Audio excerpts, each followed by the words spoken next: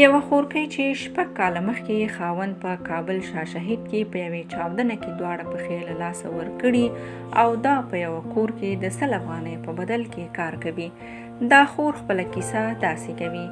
وایي دا 6 کاله مې د خپلو ماشومانو لپاره پردیو کورونو کې کارونه وکړه. خیراتونه مې وغوښتل، خپل ماشومان مې وساتل، خو یوه جمعه مخکې په یو کور کې واده و. خپلې 9 کلنې لور ته مې ویل چې د واده کور نه وریجې راوړه.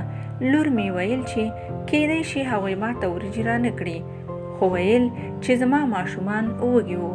ما یوه کلکه سپېړه ورکړه او لور ته مې ویل چې وړوکي ورونه دي، وږي دي، زر لاړ شه. ویل یې په یوې دښته کې مې خیمه درولې وه. د لور د راتللو په انتظار وم چې د ډزو غږونه راغلل. ویل یې ما خپل نور ماشومان خیمې ته دننه کړل، خو د همدې سره مو کور ته ماشومان راغلل او راته یې ویل چې ستا لور په ډزو ولګېدله. ویل یې په ځان پوهه نه شوم، منډې مې کړلې. چې ورغللم د لور نه مې خلک تاو و، خو ژوندۍ وه. خلکو شفاخانې ته یې وړه. 2 ورځې وروسته په حق ورسېدله او د همدې خبرې سره یې په چغو چغو وژړل. ویل یې ما خپله لور خپله ووژله، کاش ما وریجو پسې نه ولېږلې.